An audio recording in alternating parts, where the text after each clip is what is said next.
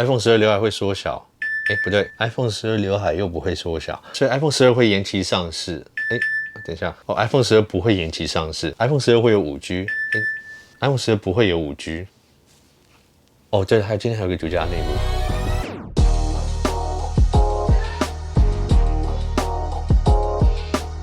OK， 好，我们又回到今天的快报，我们有蛮多要来更新的 ，OK。然后这一次又有新的 WWDC 之后，有一些东西要来讲。我们今天会讲到新的 Mac， 大家有很多关于这个新的苹果自家设计 CPU 的 Mac， 然后有一些问题啊，有一些限制，那我今天会回答。我们也会讲到 iPhone 12硬体消息啊，还有就是没有5G 的廉价版。OK， 那再来还会讲到苹果手表 Series 6，我们从 WatchOS 7可以大概猜测出里面会有什么。然后在苹果自家设计 CPU 的 Mac 的部分，那我们这边会包含一些苹果副总接受一个很长的访谈，那我有去看完去做研究，可以回答你们一些问题。OK， 那我们先来讲 iPhone 12。第一就是 iPhone 12的模型机，还有一些 3D 的图有出来。那这些 3D 图其实就是给做手机壳的厂商看的。然后目前从这个 3D 图啊，还有从里面一些软体流露出来的图像看起来，第一点就是说刘海跟先前一样大。第二就是说后面镜头的数量也是3颗镜头，并没有 LiDAR 像先前讲的。因为目前其实离量产还有一段时间，那其实当然他们发给手机壳厂的图，并不太可能把他们所有新的设计都显示在上面。那这个部分我觉得我们还不能那么快去下定论，因为苹果不太可能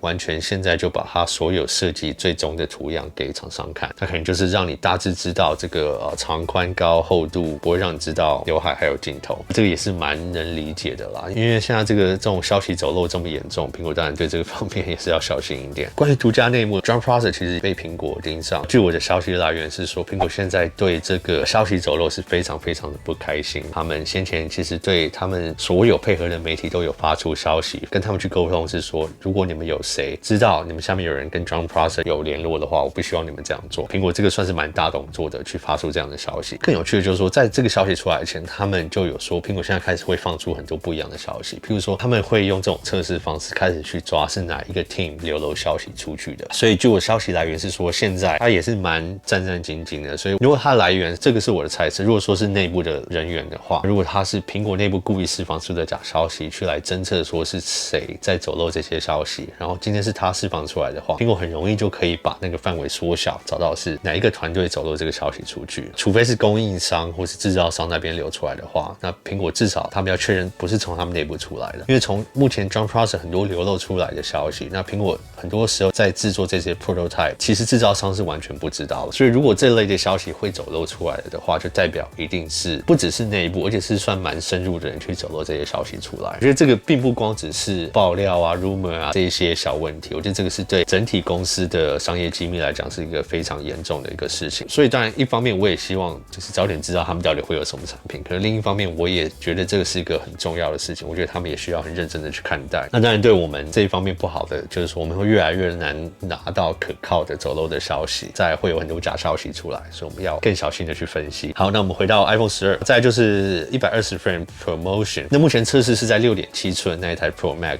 12 Pro Max 是5个测试5个都通过，尺寸小一点的是5个测试只有通过4个。这个是什么问题呢？我去问到是说，因为这一次的供应商的来源会不同。如果说京东方已经出局的话，那在韩国萤幕的供应商，他们必须要达到这个需求量，所以可能会同时使用 Samsung 还有 LG。那如果是说 6.7 寸完全使用 Samsung， 那这样当然所有的测试都没有问题，它的制造商都是同一家。那如果在 6.1 寸或是 5.4 寸，它要有这些不一样的供应商去达到它所要的需求的话，那势必就会有品质上的差异。那如果说 Samsung 通过5项测试，然后 LG 的只有通过4项，他们就必须用软体去限制住。如果说 6.1 寸要同时使用 Samsung 跟 LG， 可能就 6.1 寸就没有 ProMotion 120 frame， 因为他们不太可能像以前就是一样的手机里面用2个不一样的晶片，结果有2个不一样的跑分，那消费者就会说，我为什么拿到的是比较不好的？那苹果要避免这个问题，他们就会用软体去限制住它的效能。这个我会比较担心，就是说会不会因为 6.1 寸没有120 frame ProMotion， 然后变成说 6.7 寸也没有。这个部分他们必须还在测试，那量产是大概7月中开始，所以我们等更接近的时候会有消息出来。好，那再来就是在相机的部分会有 4K Slow Motion， 会有120 frame 跟240 frame， 哇，这个蛮夸张的。因为我们知道像其他的手机厂，我不讲谁 ，Samsung 也有很多噱头，就是说我们有960 frame 的 Slow Motion， 然后可以怎么样？可是那个拍出来的画质真的是惨不忍睹，几十倍变焦，可是基本上完全不堪用，所以那种东西叫做噱头。苹果基本上如果有这些新功能出来，他们不太喜欢搞噱头嘛。哇，如果 4K Slow Motion 它的画质是非常堪用，那我觉得这个我们可以想象这个 A14的晶片会有多强大，进而去想到就是说，在苹果自家晶片的 Mac 如果使用这一类的晶片的话，会达到怎么样的效能？那我们等一下再来讲这个部分。好，那充电头的部分有2个有点冲突的消息，一个就是20瓦的充电头，他们有一个样品出来啊，一个3D 列印的一个透明的样品，20瓦的充电头。那另外一个消息又说，苹果不会再喊耳机跟充电头，会有一个比较廉价版的 iPhone， 会有没有5G， 然后就只有4G， 然后也没有充电头，也没有耳机，然后它的价格会在550块美金，这个蛮夸张的，550块美金，因为 SE2 也才450块，如果550块又搭载 A14的晶片，那虽然它只是4G 啦，4G 5G 会不会变成一个很大的区隔点？我觉得这个就让消费者市场来决定。那如果这台手机是真的，苹果走的方式可能跟一般 Android 不太一样。我们看 Samsung 的这些比较中阶机、低阶机来讲，他们可能里面配的晶片不是那么快，就是他们可能在萤幕啊，或是在镜头上面给你配足。苹果可能想的方式不一样，那我可能就用4、5G 做个区隔，因为很多人其实还是用不到5G。那不管是说它的月费，还有它的使用量根本用不到，就给你一个4G 的版本，然后价格降很低，然后里面一样配 A14的晶片，配上一些最新的镜头。因为先前 SE2 大家觉得比较诟病的可能就是它萤幕的大小，还有它的镜头。现在如果是说一个 iPhone 12，550块美金起跳 ，A14的晶片，然后配上可能双镜头，然后全萤幕，这个我就会蛮有看头的。那至于没有耳机跟充电头的这个消息，我觉得一切还没有定案啦。可如果真的是一台550块美金的，我觉得没有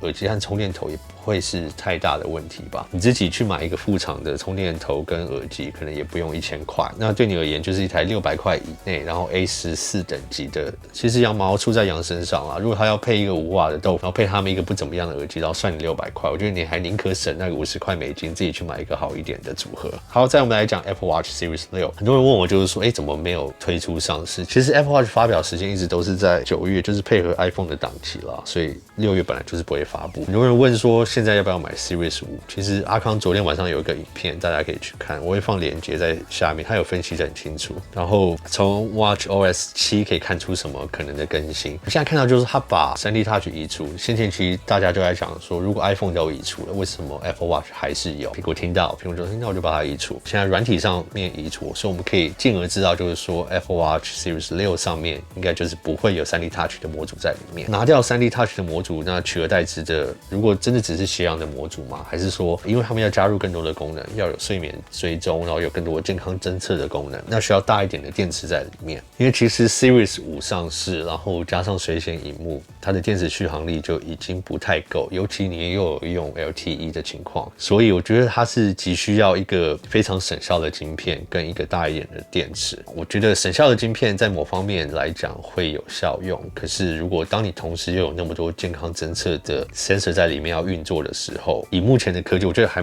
不能达到就是说一样尺寸的电池可以让你得到什么惊人的效果。所以我觉得最重要就是说，可能就是还是要有空间去放大一点的电池，然后在整体的体积上又不要加大。那它要怎么去做到？然后有人会说，Mini LED 会不会有这个可能性？就是苹果先前传出在台湾投资的 Mini LED 萤幕的厂，以目前的进度看起来可能还没有那么快进入量产可是并不代表苹果不能从其他的供应商先拿到这个萤幕。先前 Apple Watch 第1代也是苹果第一个装置先使用 OLED 萤幕的装置，所以我们来看看会不会有 Mini LED 在 Apple Watch 上面。好，那我们再来就来讲苹果自家设计晶片取代 Intel 的这个消息那其实有更多副总的访谈，还有更多的资料我有带去研究，然后大家很多问题我希望都能在这边做个解答。在访谈里面他是很确认是说2年内所有的产品线都会有自家生产的晶片在里面。那可是当问到再来对 Intel Mac 的资源会有几年，或是再来几年内会完全砍掉 Intel Mac 的产品，他们并没有给一个很确切的答案。软体资源上他们说会一直进行下去非常多年，可是当问在硬体什么时候会有一个很明确的一个切除点，他们没有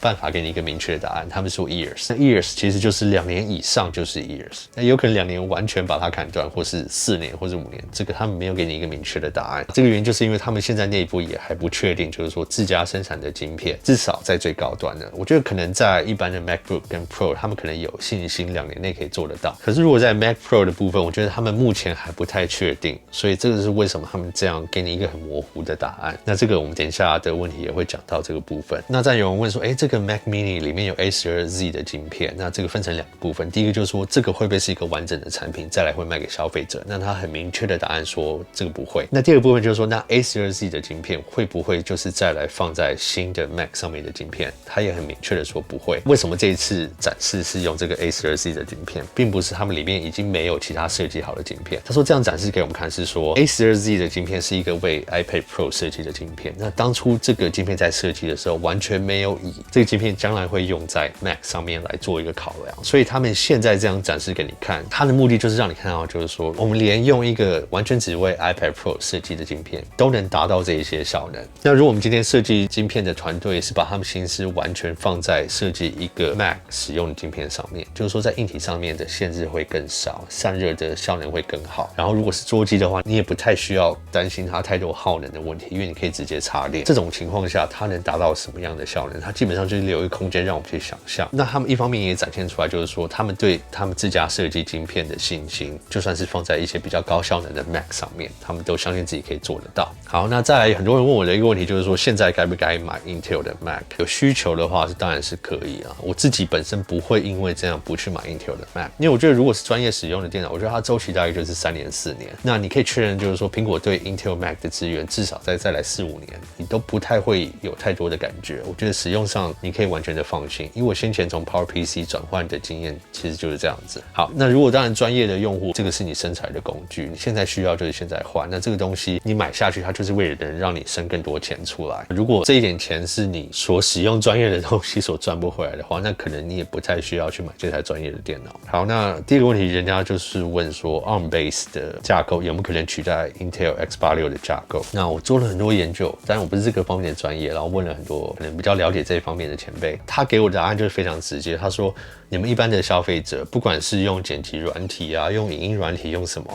他说现在的 CPU 基本上就是在这些效能都非常足够使用，95%的消费者在使用上，不管是什么架构，你们只要软硬体整合的好，你们使用上不会有太大的感觉。真的需要去担心是一些比较高端使用的人，因为苹果在发表会上面看到，就是说他跑 Maya 一个3D 的软体，那个 Maya 还不是一个为 ARM base 的 CPU 去设计的软体，它是苹果里面用 Rosetta 2去直接去翻译过来，就它都能跑到这样的效能的话，我觉得如果今天当第三方的软体愿意直接为 ARM 去设计一个软体的时候，我们完全就不用担心这个问题。OK， 那再来就是 Thunderbolt 3雷电3接孔的移除。那其实在这个新的给开发者这一台 Mac Mini 上面是并没有 Thunderbolt 3的接孔。那其实我们先前大家都知道，就是说雷电这个接孔的规格是 Intel 的。那如果以传输速度来讲，其实 USB 4就能达到雷电3的等级。所以我相信，其实在再来新一代，如果消费者的 Mac 出来之后，我相信应该会有 USB 4的接孔在上面。那它也是沿用 USB-C 的接孔啊，所以我们应该会在新一代的 Mac 上面看到。那还有一个问题就是还能不能使用 Windows？OK， 那在苹果副总的访谈里面，他其实有很明确的讲到这个，就是说，会不会可以使用 Windows？ 他说如果会的话，会是用模拟的方式。那苹果本身不会在自家设计的 Mac 上面再提供 Bootcamp 的支援，所以你要原生使用 Windows 的话，它目前是不会提供这个资源，那你就要用像目前的 Parallels 或是 Fusion 那样子，你就是用一个模拟器的方式来使用 Windows。好，那我们今天就来讨论后面的问题。那第一个我们来讲 iPhone 12，我们设计上，